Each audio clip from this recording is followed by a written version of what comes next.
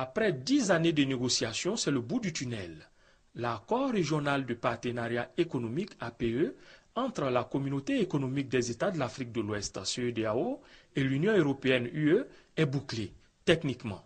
Les négociateurs de l'Afrique de l'Ouest et de l'Union européenne sont parvenus à un accord sur le plan technique.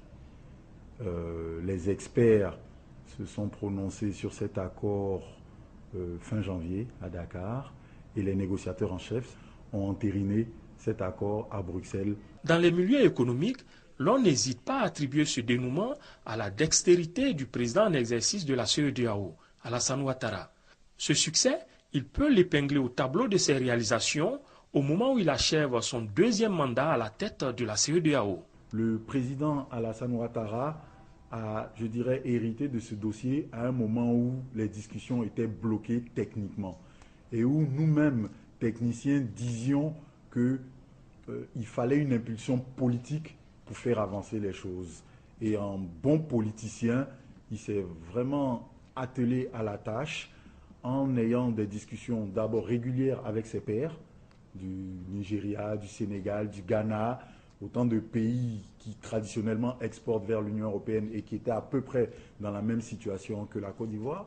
Il s'est aussi entretenu avec les pays qui ne trouvaient pas, qui étaient moins avantagés par cet accord, les pays moins avancés, pour avoir leurs sentiments, leur avis. Et c'est fort de leur avis qu'ils discutaient régulièrement avec le président Barroso. L'accord décroché à Bruxelles est une véritable opportunité pour les économies de la sous-région ouest-africaine. Pour la Côte d'Ivoire singulièrement, les gains sont nets. Par cet accord, 100% de nos exportations, lorsqu'elles seront exportées vers l'Union européenne, ne paieront pas de droits de douane. La Côte d'Ivoire est partie prenante aussi à un processus d'intégration régionale.